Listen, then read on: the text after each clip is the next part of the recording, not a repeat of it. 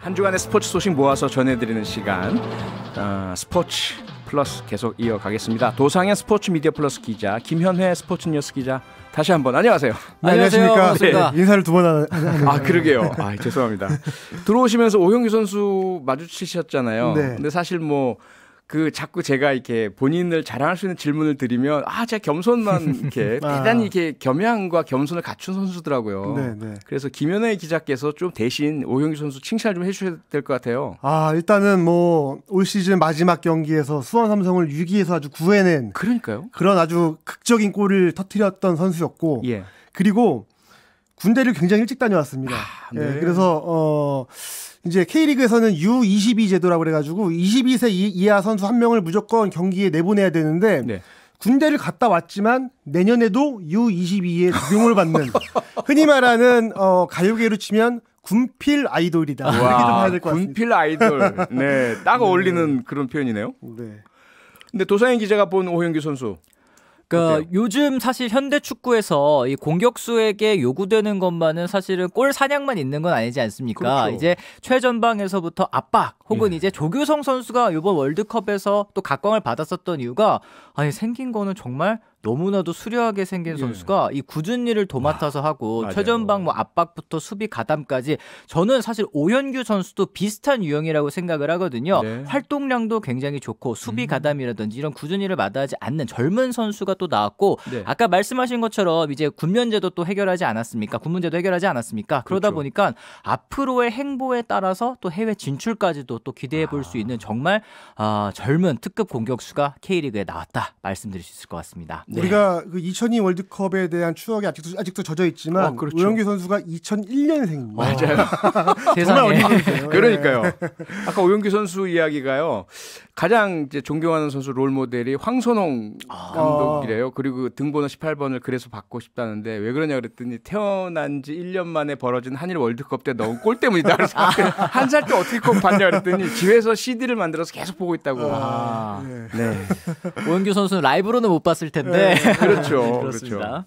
자, 이제 카타르 월드컵 16강 주역 태극 전사들 중에 특히 해외파 선수들은 각 팀으로 돌아갔죠? 네, 그렇습니다. 지금 이번 월드컵이 겨울에 열리면서 사실은 이제 유럽 시즌의 그 중간에 열렸잖아요. 예. 그래가지고 그 선수들이 휴식을 좀 취하지 못하고 이제 바로 다 돌아갔습니다. 그래서 뭐 손흥민 선수나 황희찬 선수, 이제 이강인 선수가 다 이제 소속팀으로 복귀를 했는데 뭐 잠깐의 휴식기를 현지에서 갖고 나서 바로 이제 리그에 이제 투입이 될 예정이거든요. 좀 체력적으로나 좀 뭐 부상에 대한 좀 안배를 좀 잘 해야 될 것 같습니다. 그렇죠.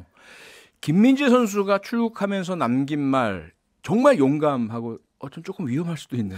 일본이 솔직히 너무 부럽다. 그 이유.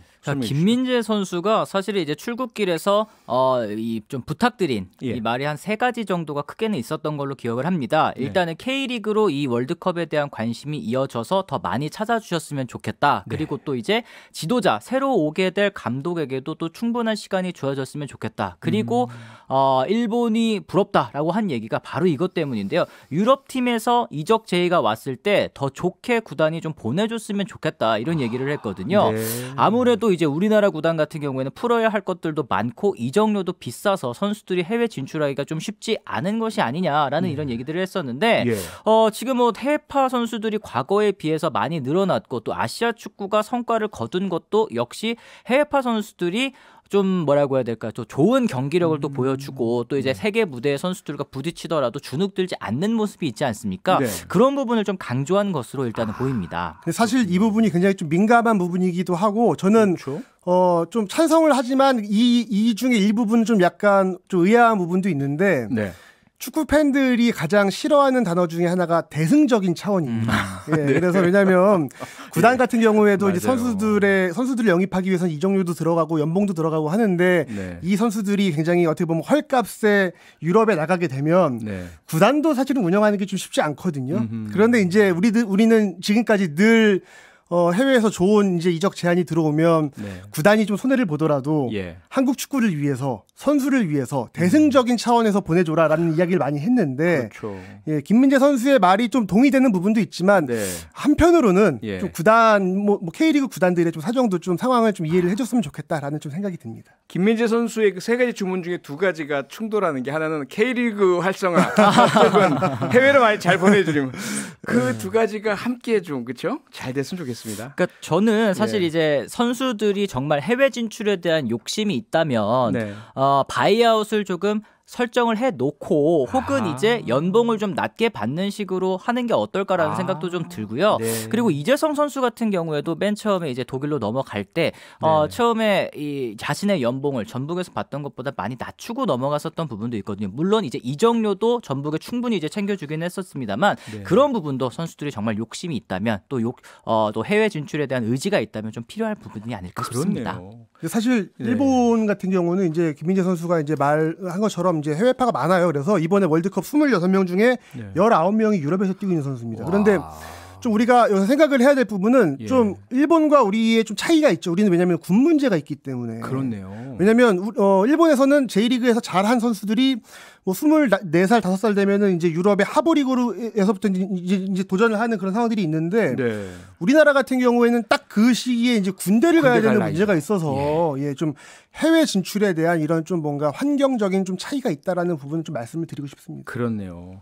또 하나 김민재 선수의 부탁 중에 다음 국가대표 감독에게 시간을 좀 많이 달라. 근데 지금 아직까지 선임도 안 되고 있고 여러 말이 나오고 있잖아요. 어떻습니까 상황이? 일단은 대한축구협회에서는 회의를 한 2번 정도 한 걸로 알고 있어요. 예. 그런데 아직까지는 뭐 그냥 좀 큰 틀에서 국내 지도자들은 이 정도의 범위를 우리가 좀 후보군으로 잡겠다라고 이야기를 했고 네. 뭐 해외 감독에 대해서도 아예 지금 배제를 하고 있는 상황은 아닙니다. 그런데 일단 우리가 좀 시간을 갖고 이 부분을 좀 토론을 하자. 그리고 왜냐면 다음 A매치가 3월에 열리거든요. 네. 그래서 2월 달까지는 좀 선임을 해야 되는데 문제는 늘 이렇게 되면은 다음 아시안컵이 문제예요. 왜냐면은 지금 아시안컵이 뭐 일단은 내년 6월에 열리기로 예정이 돼 있지만 카타르에서 열리면서 2024년 1월로 아마 연기될 것으로 예상은 되는데 결국은 이제 새로운 감독이 오더라도 1년 만에 새로운 도전을 해야 되는 이런 상황이기 때문에 좀 협회에서는 많은 좀 고민이 있는 걸로 지금 알려져 있습니다. 네. 그런가 하면 떠나는 감독 벤투 감독 폴란드 사령탑으로 거론이 되고 있네요. 그렇습니다. 이제 폴란드도 사실은 이번 월드컵에서 16강 진출에 성공을 했습니다. 이 미우니에비치 감독이 어쨌든 이제 레반도프스키 선수의 또 월드컵 첫 골과 함께 또 16강 진출을 성공 지었는데 폴란드 내부에서는 아무래도 경기력에 대한 이 비판의 목소리가 좀 있었다고 하더라고요. 그래도 또 이게 계약 기간 같은 것도 이제 남지 않았기 때문에 벤투 감독이 차기 감독으로 지금 이름이 올라 있고 또 현지 매체에 따르면 벤투 감독도 여기에 관심이 있다라는 이제 얘기들이 나오고 있는데 현재로서는 사실 벤투 감독이 시간을 이제 포르투갈로 돌아가서 휴식 시간을 또 갖고 또 EPL을 가고 싶다라는 이제 얘기들도 또 있었기 때문에 지금은 사실 섣부르게 또 거취에 대해서 얘기하기에는 좀 이른 시점이 아닌가라는 생각이 좀 듭니다. 네. 그리고 16강 진출한 선수들에 대한 성과금에 대해서 이런저런 논란들이 좀 일고 있는데요. 윤석열 대통령이 또 이게 지적을 하자마자 축구협회는 선수 성과금을 늘렸다면서요?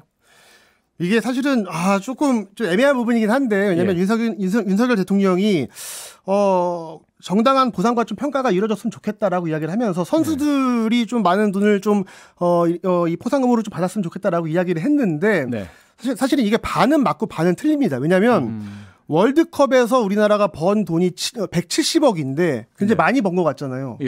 그런데 일단 아시아 예선하고 이제 운영비로 79억이 들었고, 그다음에 이제 최종 예선을 좀 이제 치르면서 우리가 든 또 포상금이 있어요. 왜냐면은 월드컵에 이제 본선 진출하면서 선수들이 받은 비용이 33억이고 해서 이런저런 비용을 따지고 보면은 협회가 돈을 많이 줄 수 있는 상황은 아니었습니다. 그래서 결국은 뭐 1억 6천 뭐 이 정도로 이제 포상금이 이제 책정이 됐었는데 그 이후에 이제 이런 말이 나오면서 결국 이제 정몽규 회장이 또 어떻게 보면 이제 뭐 사비를 털었죠. 그래서 뭐 1인당 한 2억에서 2억 7천 정도 이제 보상금 받을 것으로 보여집니다. 예. 지금 뭐 이 월드컵만 놓고 이렇게 수지 타산을 말씀해 주셨어요. 받은 돈, 쓴 돈. 근데 축구 협회 자체가 뭐 수입원이 좀 이렇게 있어서 충분하다면 그런 거 필요 없이 막 주면 될 텐데 어떻습니까, 살림살이가? 일단 축구 협회가 이게 좀 약간 기형적인 구조인데요.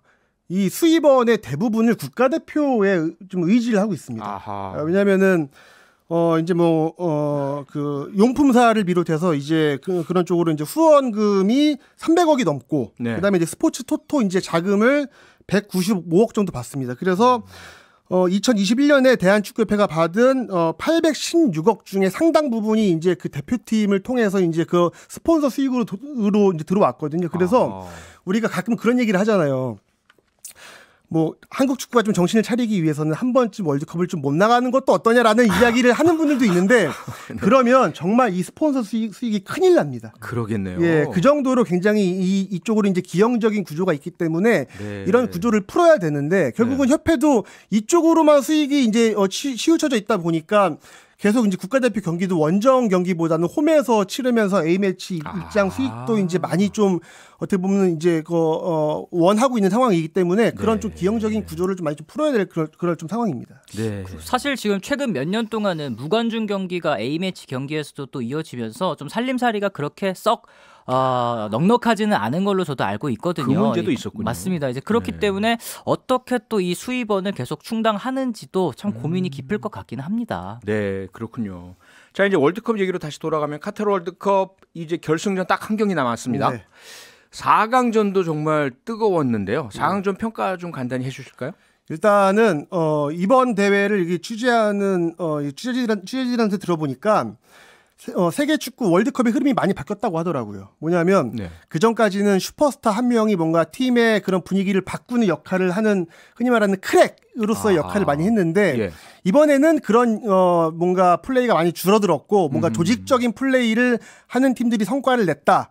그런데 단 두 팀이 뭔가 예외다라고 하는 게 이제 프랑스와 아르헨티나거든요. 왜냐면은 프랑스는 결국 이제 음바페 선수가 이제 이번 대회에서 5골 넣었고 네. 지금 메시는 이번 대회에서 5골 3도움입니다.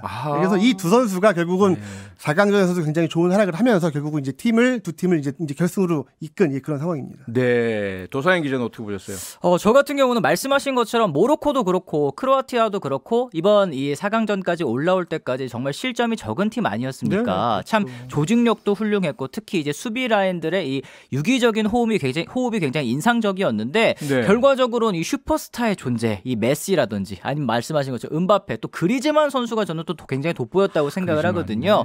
이 두 선수들의 활약이 또 이 결승전에서는 정말 이제 스타 선수들끼리 맞붙을 수 있는 정말 이제 월드컵 결승전에 걸맞은 매치업이 지금 성사가 됐다라고 좀 생각이 듭니다. 네, 월드컵 결승전에 걸맞은 매치업이라고 도서관 기자 말씀 주셨는데요.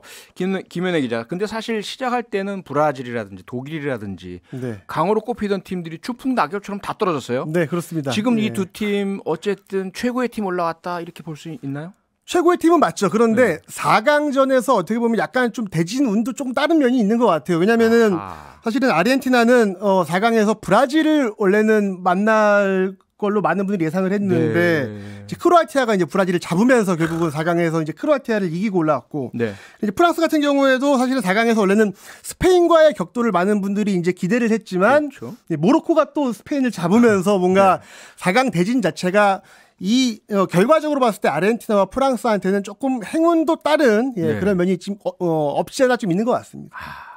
근데 이번 결승전은 운매 대전 얘기하던데요. 음바페와 메시. 뭐 스펠링으로 보면 MM이라서 MM 대전 이렇게 얘기하던데. 근데 문제는 메시가 지금 부상이 왔다면서요? 그렇습니다. 오늘 이제 훈련에 참석하지 않았다라는 사실이 밝혀졌는데요. 이게 햄스트링 쪽에 약간 좀 당기는 증상이 있다라는 이제 얘기가 있습니다. 훈련에 나타나지 않았는데 네. 저는 이게 사실은 이 햄스트링이라는 게 또 이제 지금 축구 선수들 지금 너무 일정이 타이트하지 않습니까? 경기를 네. 치르는 사이가 너무 타이트하기 때문에 선수가 진짜로 햄스트링이 아픈 걸 수도 있겠지만 단순히 이제 메시 선수가 아무래도 이제는 나이도 좀 있고 또 휴식 차원에서 혹은 이제 상대방에게 좀 연막 작전이라고 하지 않습니까? 그런 네. 차원에서의 지금 훈련 휴식이 아닐까라고 생각을 하고 있거든요. 네. 결승전 출전 저는 이상 없이 나올 거라고 생각을 하고 있습니다. 근데 실제로 그런 연막이 나오면 프랑스는 대비를 해서 플랜 B에 대한 수비 훈련을 하나요? 실제로?